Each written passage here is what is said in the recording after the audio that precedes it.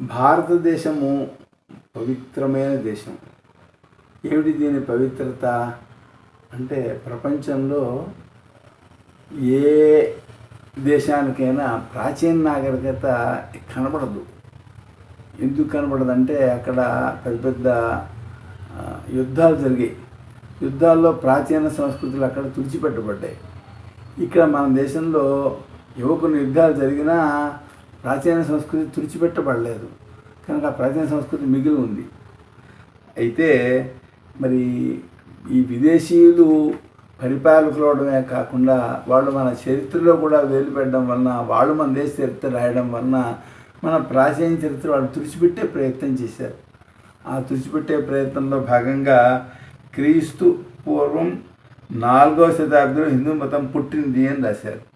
క్రీస్తు పూర్వం 15వ శతాబ్దిలో ఆర్యులు విదేశాల నుంచి ఇక్కడికి వచ్చి ఇక్కడ ఉండే స్థానికులను చంపి వాళ్ళ ఆస్తులను దోచుకొని ఇళ్ళు తగలబెట్టి దేశాన్ని ఆక్రమించుకున్నారు అని చెప్పి పూర్వం చెప్పేవాడు. అయితే ఈ తర్వాతి కాలంలో వాళ్ళు అలాగే దోచుకోవడము, తగలబెట్టడము ఇలాంటి వాటికి ఆధారాలు ఏం దొరకలేదు. దాడి చేయడానికి యుద్ధాలు చేసి ఇక్కడ వాళ్ళని స్థానికులను చంపేశారు అనడానికి ఆధారాలు దొరకలేదు. దొరకకపోతే ఏమని చెప్తున్నారు, విదేశాల నుంచి ఆర్యులు ఇక్కడికి వచ్చారు అని మాత్రం చెప్తున్నారు. పాఠ్యవాచకాల్లో చెప్పడం జరుగుతుంది. ఆయన మార్క్స్ ముల్లర్ అనేటువంటి వాడు, ఆయన విదేశీయుడు. ఆయన మన దేశానికి సంబంధించినటువంటి గ్రంథాలను అధ్యయనం చేశాడు. ఆయన ఏం చేశాడు, మన పురాణాలని చదివి, ఈ పురాణాల్లో చంద్రశ్రీ అనే రాజు ఉన్నాడు. అతను మైనర్ రాజు. అతను చంద్రగుప్తుడు అనేటువంటి మంత్రిని కలిగి ఉన్నాడు. అంటే చంద్రశ్రీ దగ్గర చంద్రగుప్తుడు, సముద్రగుప్తుడు ఇద్దరు మంత్రులు ఉన్నారు. మంత్రులు ఉంటే ఈ చంద్రగుప్తుడు అలెగ్జాండర్తో సంభాషణ చేసినట్టుంది. ఆ సాంట్రకోటస్ అని ఈ చంద్రగుప్తుని యొక్క పేరు వాళ్ళు పేర్కొన్నారు. అందుకని ఈ చంద్రగుప్తుడిని, అంటే చంద్రశ్రీ దగ్గర మంత్రిగా ఉండే చంద్రగుప్తుడిని అప్పటికి 46 తరాలు ముందుండేటువంటి మౌర్య చంద్రగుప్త చక్రవర్తిని ఏకం చేశాడు. చేసి ఆ మధ్యలో ఉండేటువంటి రాజులని అదృశ్యం చేశాడు, వాళ్ళ కాలాలను అదృశ్యం చేశాడు. అంతకుముందు అంటే ఈ 4వ శతాబ్దికి పూర్వం 1000 సంవత్సరాల అంధయుగం ఉంది అని చెప్పని చరిత్రకారులు కల్పించారు. ఇప్పుడు ఈ విధంగా అంధయుగం అనేది ఆంగ్లేయుల చరిత్రలో ఉంది. అదే దాన్ని ఇక్కడ కూడా కల్పన చేశారు. అంధయుగం ఉంది 1000 సంవత్సరాల కాలం అని చెప్పని. దీని మూలంగా ఏమైంది, ఈ మౌర్య చంద్రగుప్తుడు అనే పేరు కలిగిన అంటే 4వ శతాబ్దిలో ఉండే చంద్రగుప్తుడికి పూర్వం ఏం జరిగిందో చరిత్ర పుస్తకాల్లో లేకుండా పోయింది. చూసారా, ఇది ఒక నష్టం మన చరిత్ర కలిగింది. కోల్బ్రూక్ అనే మరో చరిత్రకారుడు ఉన్నాడు. ఆయనకి జనమేజయ మహారాజుకు సంబంధించిన కొన్ని శాసనాలు లభించాయి. శాసనాలు లభిస్తే ఆయన వాటిలో వారం నక్షత్రం మార్చేసి ఏం చేశాడు, ఇవి తప్పుడు శాసనాలు అని చెప్పని పక్కన పడేశారు. దీని ద్వారా క్రీస్తుపూర్వం 4వ శతాబ్దికి పూర్వం ఉండేటువంటి భారతీయ చరిత్ర అదృశ్యం అయిపోయింది, మరుగున పడింది అనమాట. అయితే వాళ్ళు అప్పటికి ముందర ఆశ్చర్యం ఏంటంటే, హరప్పా మొహంజదారో సంస్కృతి అనే తవ్వకాల్లో బయటపడితే అది హిందూ సంస్కృతి కాదు, అది మరేదో సంస్కృతి అని చెప్పని రాశారు. కొందరు దాన్ని ద్రావిడ సంస్కృతి అని చెప్పని చెప్తూ ఉంటారు. అయితే ఆ విషయంలో పరిశీలన బాగా చేయాల్సిన అవసరం ఉంది. నేను చేసిన పరిశీలన మీ ఎదుట పెడతాను. ఎందుకంటే దీని మూలంగా మన ప్రాచీన చరిత్ర అనేది వెల్లడయ్యే అవకాశం ఉంటుంది. ఎస్ఆర్ రావు అనేటువంటి ఆయన బేట్ ద్వారక దగ్గర పెద్ద పరిశోధన చేశారు, తవ్వకాలు సాగించారు. ఆ తవ్వకాల్లో ఆయనకు శ్రీకృష్ణుని ద్వారక కనపడింది.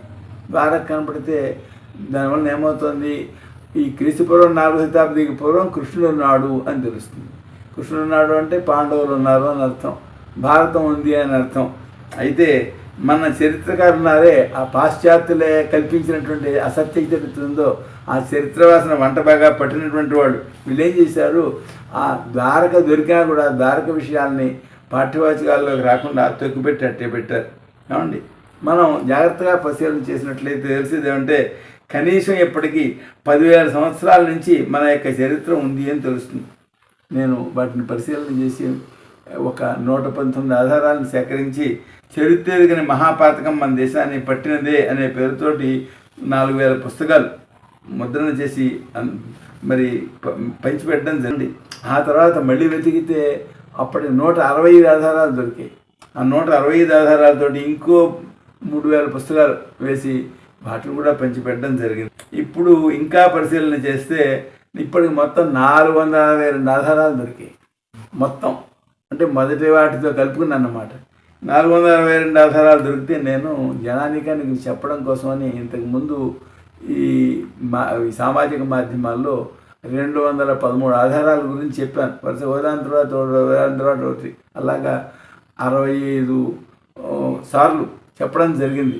65 ప్రసంగాలు చేయడం జరిగింది అనమాట. ఇంకా అధికంగా ఆధారాలు దొరికే కనుక ఇప్పుడు వాటిని కూడా చెప్పడానికని ప్రారంభం చేశాను. అయితే మీరు దయచేసి వీటిని విని కేంద్ర ప్రభుత్వాన్ని, రాష్ట్ర ప్రభుత్వాన్ని తలోకారులు రాయండి. ఇన్ని ఆధారాలు మా ప్రాచీన భారతదేశ చరిత్రకు ఉన్నాయి కనుక ఆ చరిత్రను కూడా పాఠ్యపుస్తకాల్లో పెట్టండి అని కోరండి. అలా కోరితే ప్రభుత్వం వింటుంది. ఎందుకంటే పూర్వం వాజ్పేయి గారు పరిపాలించే కాలంలో సంత్ తేజ్ బహదూర్ అని చెప్పి తేజ్ బహదూర్ సింగ్ అని ఒక సంత్ ఉండేవారు. అంటే ఆయన ఆ కాలంలో ఉండేవారు, ఆయన పూర్వం ఎప్పుడోవాడో ఆయన చరిత్రను పాఠ్యపుస్తకాల్లో మార్చేశారు. ఉన్నదాన్ని విరుద్ధంగా రాస్తే ఈ సిక్కులు వెళ్ళి మా సంత్ తేజ్ బహదూర్ సింగ్ యొక్క చరిత్రను మార్చారు, దాన్ని సరిచేయండి అని అడిగారు. ఆయన సరిచేశారు. సరిచేయడంతో కొందరు గొడవ పెట్టారనుకోండి, అలా చరిత్ర ఎలా మారుస్తారు, మేము పెట్టిన దాన్ని ఎలా మారుస్తారు అని గొడవ చేశారు. అప్పుడు మొత్తం దేశవ్యాప్తంగా అనేక వ్యాసాలు వచ్చి చరిత్ర అంటే శిలాశాసనాలు కాదు, దాంట్లో తేడాలు చాలా ఉన్నాయి, సరిచేయవచ్చు అని చెప్పి వ్యాసాలు కొన్ని వచ్చాయి. మొత్తానికి సంత్ తేజ్ బహదూర్ సింగ్ యొక్క చరిత్రను మార్చారు. అంటే అంతకుముందు పాఠ్యపుస్తకాల్లో అబద్ధం రాశారు. ఏమిటి అసలు ఆ చరిత్ర అంటే కాశ్మీర్లో ఉండే కొందరు ఈ సంత్ తేజ్ బహదూర్ సింగ్ దగ్గరికి వచ్చి, అయ్యా మమ్మల్ని మతం మారమంటున్నారు, మతం మారకపోతే చంపేస్తూ ఉంటున్నారు, మా కుటుంబాన్ని నాశనం చేస్తూ ఉంటున్నారు, మాకైనా దారి చెప్పండి అని అడిగారు ఈ సంత్ తేజ్ బహదూర్ సింగ్ని. అంటే ఆయన అన్నారు, నేను సంతుని, నేను మీకేం చేయగలను అన్నారు. అంటే వాళ్ళు ఏం చెప్పారు వాళ్ళకి తోచలా. నేనేం చేయగలను అని అంటే ఏం చెప్తారు వాళ్ళు. కానీ ఆయన కుమారుడు ఉన్నాడు, ఆయన చిన్నపిల్లవాడు, ఎవరు గురు గోవింద సింగ్ అనేటువంటి ఆయన. అప్పటికి గురువు కాలేదు ఆయన, గోవింద సింగ్ ఆయన పేరు. ఆయన అన్నాడు, మహానుభావుడు, నాయనగారు వాళ్ళకి బదులు మనం ఎందుకని మరి బలిదానం చేయకూడదు అన్నాడు. ఆ మాట తండ్రిలో ప్రేరణ కలిగించింది. అప్పుడు ఆయన 4 శిష్యులను వెంట పెట్టుకుని ఢిల్లీ వెళ్ళాడు. వాళ్ళతో మాట్లాడి మా సంప్రదాయం గొప్పదే, మేము మతం మారవలసిన అవసరం లేదు అని చెప్పడం కోసం వెళ్ళాడే. వెళితే వాళ్ళు ఢిల్లీ సుల్తాన్ వాళ్ళు ఇక్కడ చర్చలకు అవకాశం లేదు, మతం మారవా చెప్పు అన్నారు. నేను మారను అన్నారు. ఆయన ఎదురుకుండా నేను శిష్యుల్ని కాళ్ళు చేతులు తల నరికేసి చంపిస్తారు. ఇప్పుడు మారతావా అన్నారు. అయినా మారను అన్నారు. మారను అంటే ఎప్పటి నుంచి ఆయన కూడా కాళ్ళు చేతులు తల నరికేసి చంపేసి రోడ్డు పడేసి ఎవరైనా సరే దీన్ని ముట్టుకున్నారంటే బాళ్ళ గతి కూడా ఇంతే అవుతుంది అన్నారు. చూడండి ఎలా ప్రవర్తించారు అప్పుడు. అంటే ఈ విధంగా సంత్ తేజ్ బహదూర్ సింగ్ అని ఆయన కేవలం జనం కోసమని ప్రాణాన్ని సమర్పణ చేశాడు, బలిదానం చేశాడు అనమాట. ఈ విషయం తర్వాత గోవింద్ సింగ్ గారికి తెలిసింది. అప్పుడు ఆయన గురువు అయ్యారు, గురు గోవింద్ సింగ్. ఆయన బాధపడి మన హిందూ సమాజంలో ఉండే ప్రతి వర్ణం వాళ్ళ దగ్గరికి వెళ్ళి మీ అబ్బాయిని నాకివ్వండి అని పిల్లలు తీసుకున్నారు. పిల్లలు తీసుకుని వాళ్ళకి శిక్షణ ఇచ్చారు. వాళ్ళు సిక్కులు అంటారు. సిక్ అంటే శిష్యుడు అని అర్థం. వాళ్ళందరికీ శిక్షణ ఇచ్చారు, ఆయుధ శిక్షణ ఇచ్చి ఆ పైన పోరాటం ప్రారంభించారు. ఎందుకంటే మన ధర్మాన్ని రక్షించుకోవాలి, మన దేశాన్ని రక్షించుకోవాలనే భావంతో ఈ విధంగా ఆయన పోరాటం చేస్తే తర్వాత ఏమైంది, ఈయన పోరాట పట్టిముగా తట్టుకోలేకపోయారు. ఎందుకంటే ఈయన శిష్యులు కనబడితే వాళ్ళని కాగుల్లో పెట్టి వేయించేసేవారు. పెద్ద కాగులు ఉంటాయి కదా, దాంట్లో నూనె పోయడం, బట్టలు వీళ్ళని పడేయడం, వేయించేయడం, లేకపోతే రంపాలు పెట్టి కోసేయడం, ఇలాగ కఠినంగా శిక్షించేవాడు. శిక్షిస్తే అది లొంగలేదు ఆయన. ఏమైనా ఈయన కొడుకుల్ని గోడలో పెట్టి మూసేశారు, గోడని సమాధి వెతుకుండగానే సమాధి చేసేసారు. అయినా సరే గురు గోవింద్ సింగ్ గారు లొంగలేదు. ఈ లొంగనందువలన చివరికి ఆయనతో సంధి చేసుకున్నారు.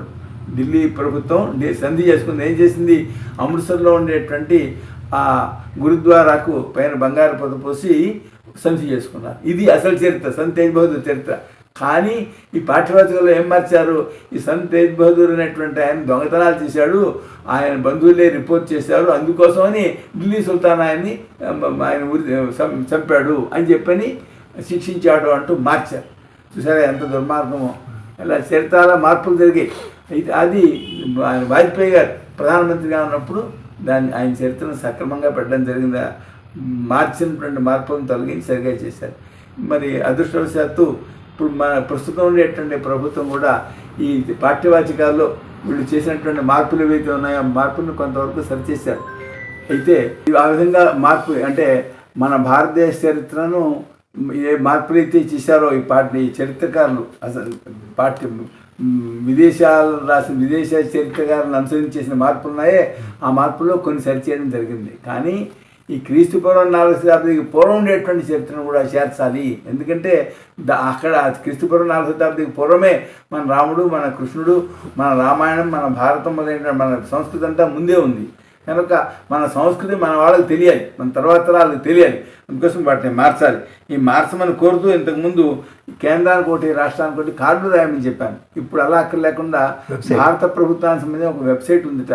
ఆ వెబ్సైట్ కూడా మన ఛానల్లో చూపిస్తారు. ఆ వెబ్సైట్ ద్వారా మీ సందేశాన్ని ఇంగ్లీష్లోనో, తెలుగులోనో, హిందీలోనో పంపించండి. ఇలాగ 462 పైగా ఆధారాలు ఉన్నాయి కనుక ప్రాచీన భారతదేశ తరపున పాఠ్యవాచకాల్లో పెట్టండి అని కోరండి. మీరు అలా కోరినట్లయితే ఇప్పుడు వాజ్పేయి గారు మార్చినట్లే ఇప్పుడు ఉండేటువంటి ప్రభుత్వం కూడా మార్చే అవకాశం ఉంది. అలా మార్చినట్లయితే మన రాముడు, కృష్ణుడిని నిజాల్లోని పాఠ్యవాచకాల్లో చదువుకోవచ్చు. ఇంతకు ముందు ఈ భారతంలోవి ఇలాంటివి మంచి మంచి సూక్తులు అవి పెట్టేవాడు, గాథలు కూడా పెట్టేవాడు. ఆ తర్వాత ఈ సెక్యులరిజం పేరు పెట్టి అవన్నీ తీసేశారు. ఇంకా అవి పెట్టేవాళ్ళు కాదు, తొలగించేశారనమాట.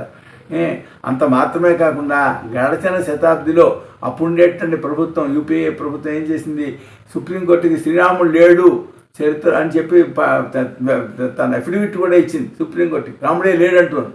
చూసారా, ఇక్కడ రాముడు లేకపోవడం ఏంటి? ఇక్కడ రామాయణం ఉంది. రామాయణానికి అనువాదాలు అన్ని భాషల్లో ఉన్నాయి. ఎన్ని ఉన్నాయో ఒకటి కాదు, 2 కాదు. చరిత్రం రఘునాథస్య శతకోటి ప్రవేశిస్తారా అని చెప్పని ఇంకా 100 కోట్ల చరిత్ర ఉంది అని.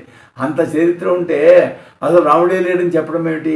అంటే ఈ అసత్య చరిత్ర వలన ఆ సమస్య వస్తుంది. కనుక ఈ అసత్య చరిత్ర మార్చండి అని చెప్పని మీరు ప్రభుత్వాన్ని కోరండి. అలా కోరితే మార్చినట్లయితే ఈ శతాబ్దిలో ఇప్పుడు ఇది ఒక ఘనకార్యం, దేశ చరిత్రపరంగా ఒక గొప్ప మార్పును సాధించిన వాళ్ళు అవుతారు. ఇప్పుడు నేను ఒక్కొక్క పాయింట్ ఇంతకుముందు చెప్పనివి కొత్తవి కొన్ని చెప్తాను, వాటిని దయచేసి శ్రద్ధగా వినండి.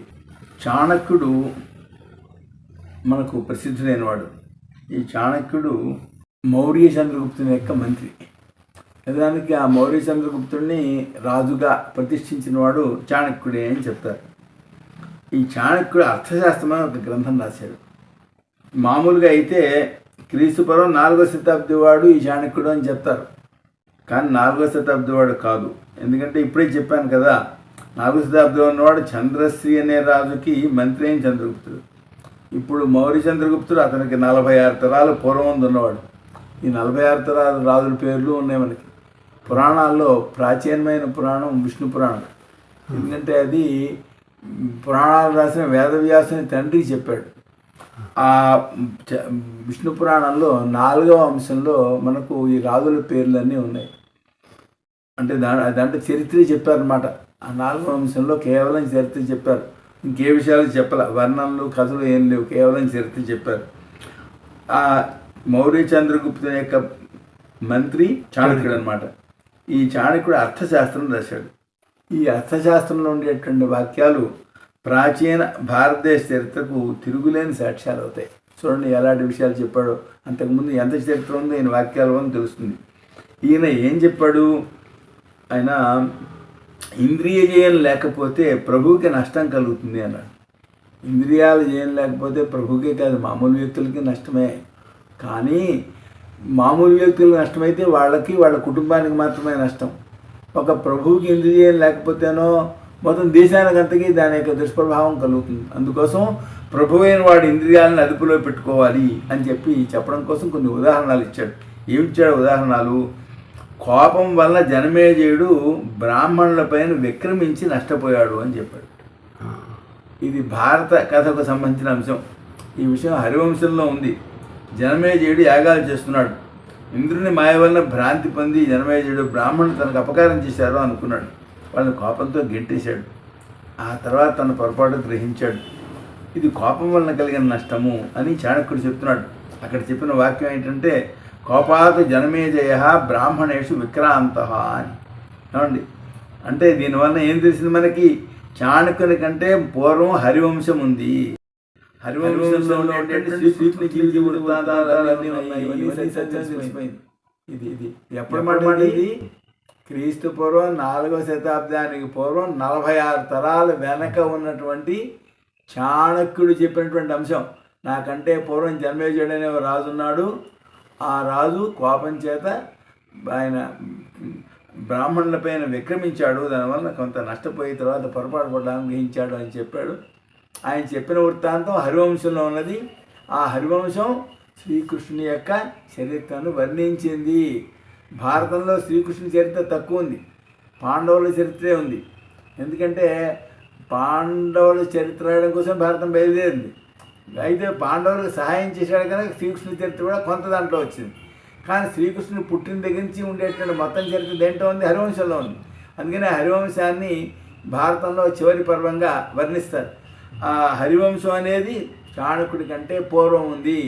చాణక్యుడి కంటే పూర్వం హరివంశం ఉంది. శ్రీకృష్ణుడు ఉన్నాడు, జనమేజయుడు ఉన్నాడు అనే విషయాలు దీనివల్ల తెలిసి గొప్ప ప్రమాణం కదా, చాలా గొప్ప. అలాగే ఆయన మరి ఇంకో విషయం చెప్పాడు. బాహు అనే రాజు తాళజంగుడు, హైహేడు మొదలైన వారి చేతిలో ఓడిపోయి ఔర్వాశ్రమానికి వెళ్ళిపోయాడు. చివరికి అక్కడే మరణించాడు. అయితే ఈ ఔర్వాశ్రమానికి వెళ్ళాడు కదా బాహువు. ఈ బాహువు యొక్క భార్య అక్కడే ఉండిపోయింది.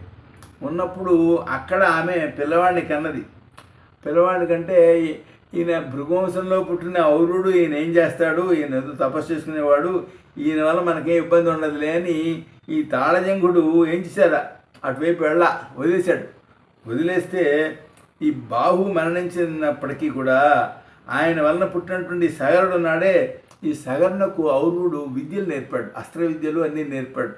ఈ విద్యలు నేర్చుకొని ఆ సగరుడు తాళజంగుడు మొదలైన వాళ్ళని ఓడించి మళ్ళీ రాజ్యం సంపాదించాడు. ఈ విషయాన్ని చాణక్యుడు చెప్పాడు. అని చెప్పాడు, తాళజంగశ్చ భృగుషు మానాత్. తాళజంగుడు కూడా భృగుడు విషయంలో అహంకారం వీడు మన ఏం చేయగలడు అని చెప్పని ఆయన ఉపేక్ష చేశాడు. దానివలన తాళజంగుడు నాశం పొందవలసి వచ్చింది అని చెప్పాడు. చూసారా, ఈ సగర వృత్తాంతం ఎక్కడ ఉంది? పురాణంలో ఉంది, రామాయణంలో ఉంది సగర వృత్తాంతం. ఈ సగరుడు ఉన్నాడు. ఈ సగరుని యొక్క కొడుకులే సముద్రాన్ని తవ్వారు. అందుకనే సముద్రానికి సాగరము అని పేరు వచ్చింది. సరే, మన దేశ చరిత్ర అంతా తెలుస్తుంది. ఇప్పుడు మనకి నాగార్జున సాగర్ అంటాం. నాగార్జున సాగర్ ఎందుకు వచ్చింది? ఆ సాగరనే పేరు అంటే సముద్రాన్ని బట్టి వచ్చింది. సముద్రం వలె విస్తారమైనటువంటి నీరున్న ప్రదేశం కనుక సాగరం అని పేరు వచ్చింది. సాగరానికి ఆ పేరు ఎందుకు వచ్చింది? సగరుని కొడుకులు తవ్వారు కనుక. చూసారా, కనుక ఈ సాగరుడు అనేటువంటి ఆయన చరిత్రను ఈయన పేర్కొన్నాడు. ఎవరు? చాణక్యుడు అన్నమాట. అలాగే ఇంకో విషయం చెప్పాడు ఆయన. రావణ పరదారాన్ని అప్రయచ్చన్. రావణుడు పరస్త్రీని అప్పగించకుండా పరస్త్రీని ఎత్తుకుపోతే రామచంద్రుడు ఉదాహరణ కనుక నా భార్యను నాకు అప్పగించేసి నీతో యుద్ధం ఉండదు అని చెప్పాడు. అంటే విన్నాడా? వాడు వినలేదు. పరభార్యను అప్పగించనందువలన ఏమయ్యాడు? తన యొక్క సైన్యంతో సైతంగా నాశాన్ని పొందాడు. ఈ విషయం కూడా చాణక్యుడు చెప్పాడు. అంటే చాణక్యుడికి పూర్వమే రామాయణం ఉన్నది. చూసారా, అది విషయం. శ్రీరాముని భార్య అయిన సీతను రావణాసుడు ఇవ్వనందువల్లనే ఈ నష్టాన్ని పొందాడు అనే గాథంతా ఎక్కడ ఉంది? శ్రీమద్ రామాయణంలో ఉన్నది. కనుక శ్రీమద్ రామాయణం కూడా చాణక్యుడి కంటే పూర్వం ఉన్నదే. వీళ్ళు ఏం చెప్తున్నారు? ఈ రామాయణం ఈ చాణక్యుడి ఈ క్రీస్తు పూర్వం 4వ శతాబ్ది తర్వాత రచించబడింది అని చెప్తారు. ఎందుకని చరిత్ర మార్చేశారు కదా, అబద్ధం అన్నమాట. రామాయణం అర్థశాస్త్రం కంటే ముందని మనకు తెలిసింది. ఇంకొకటి, దుర్యోధన రాజ్యాదంశం పాండవ అని చెప్పి ఆ వాక్యం చెప్పాడు. పాండవుల రాజ్యాన్ని లాక్కుని వాళ్ళ యొక్క అంశ వాళ్ళకి ఇవ్వడానికి తిరస్కరించిన దుర్యోధనుడు వినాశాన్ని పొందాడు. అది కూడా చాణక్యుడు చెప్పాడు. ఇది భారత కథను తెలుపుతోంది. మహాభారతం చాణక్యుని కంటే పూర్వం ఉంది అనేది దీనివల్ల తెలుస్తుంది. మామూలుగా మనకి ఈ విషయం తెలుసు, రామాయణం మహాభారతం చాణక్యుని కంటే పూర్వం ఉన్నాయని తెలుసు మనకి. కానీ మరి చరిత్ర ప్రకారము రామాయణం భారతం చాణక్యుడి తర్వాత అంటే క్రీస్తు పూర్వం 4వ శతాబ్దం తర్వాత రచించబడ్డాయని చెప్తారు. మరి పాఠ్యవాక్యాల్లో పిల్ల చదివారనుకోండి, చదివితే ఇవన్నీ కథలు వట్టి అబద్ధాలు అని అనుకునే ఇబ్బంది ఉంది కదా. కనుక మనం ఈ సత్యాన్ని మనం తెలుసుకోవడమే కాకుండా మన పిల్లలకు కూడా తెలియపాలి. తెలపడానికి ఎలా తెలపగలుగుతాం? ఇక్కడ ఈ కాలంలో భార్యాభర్త ఇద్దరు ఉద్యోగస్తులే, వాళ్ళు పిల్లల్ని పెంచడానికి కూడా టైం లేక వాళ్ళని ఈ హాస్టల్స్లోనూ పెట్టి కాలక్షేపం చేసే పరిస్థితి ఉంది. కానీ ఇటువంటి పరిస్థితుల్లో వాళ్ళకు మన సంస్కృతికి సంబంధించిన జ్ఞానం కలగాలి అంటే పాఠ్యవాచకాల ద్వారా కలగాలి. కాబట్టి ఈ విషయం కూడా మహానుభావుడు చాణక్యుడు చెప్పాడు అని నేను ఇక్కడ మనం చేస్తున్నాను. భూతావమాని హైహయశ్చార్జున. ఇంకొకటి, భూతాలను అవమానం చేసినటువంటి హైహయ వంశానికి సంబంధించిన కార్తవీర్యార్జునుడు కూడా వినాశాన్ని పొందాడు అని చెప్పాడు. ఎక్కడుంది ఈ గాథ? ఇదంటే ఆయన దగ్గరికి అగ్ని మారువేషంలో వచ్చి తనకు ఆహారం కావాలి అని అడిగాడు. అడిగితే కార్తవీర్యార్జునుడు గిరులు, నగరాలు, అరణ్యాలు వాటిని భక్షించు అని చెప్పేశాడు. నిజానికి ఏం చేయాలి? అగ్నిదేవుడు వచ్చి ఆహారం కావాలి అంటే ఆయన మరి ఆవునే తీసుకొచ్చి ఆ హోమం చేసి ఆయనకి ఆహారం ఇవ్వాలి. కానీ ఈయనకు మిగిలిన ప్రాణుల పట్ల అంత దయాభావం లేనందువలన అడవులు మొదలైనటువంటి వాడిని దహించు అని చెప్పాడు. దహించు అంటే ఈయన ఆ దహించడం ప్రారంభించాడు. ఈ దహించడంతో ఏమైంది, అక్కడ మైత్రావరుని ఆశ్రమం కూడా ఉంది, అది కూడా దహనమైంది. అప్పుడు ఆయన కోపం వచ్చింది ఆ మునికి. ఏం చేశాడు? పరశురాముడిని చేతులు నరుకుతాడులే అన్నాడు. ఈయనకి చేతులు చాలా ఉన్నాయి. ఈ కార్తవీర్యార్జునుడికి 1000 చేతులు ఉన్నాయి అని ప్రసిద్ధి. ఈయన పెద్ద యోగి, యోగ బలం వలన చేతులు అధికంగా సంపాదించాడు. నీ చేతులు నరుకుతాడులే అని చెప్పించాడు. ఇలాగ భూతాలను అవమానించడం వలన, వాటి నాశానికి కారణం కావడం వలన కార్తవీర్యార్జునుడి యొక్క చేతులే కాదు, ప్రాణం కూడా పోయింది. చూసారా? కనుక ఇది మంచి లక్షణం కాదు అని విషయం చెప్పారు. ఈ గాథ భారతంలో కూడా ఉంది. ఆ విషయాన్ని ఇక్కడ అర్థశాస్త్రంలో చాణక్యుడు పేర్కొనడం జరిగింది. హర్షాద్ వాతాపి అగస్త్య మత్యాసాదయతు. ఇది ఇంకోటి. వాతాపి ఉన్నాడు. వాతాపి ఇల్వళ్ళు, 2 సోదరులు. వీళ్ళు అసురులు. వీళ్ళు దండకారణ్యంలో మకాం వేశారు. దండకారణ్యంలో చాలామంది బ్రాహ్మణులు తపస్సు చేసుకుంటూ ఉండేవాడు. బ్రాహ్మణులు ఏంటి, రాజులు చేశారు, వయసులు చేశారు. తాపసులందరూ అక్కడికి వచ్చి తపస్సు చేసుకుంటూ ఉండేవారండి. ఈ చేసుకుంటూ ఉంటే తపస్సు చేసిన వాళ్ళు ఏం చేస్తారు, ముక్కు మూసుకొని ధ్యానం చేసుకుంటూ కూర్చుంటారు. కూర్చుని వీళ్ళు వెళ్ళి ఆయన జబ్బు తినేసేవాడు.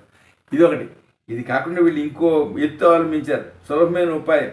ఏంటంటే వీళ్ళు బ్రాహ్మణ వేషం వేసుకుంటారు.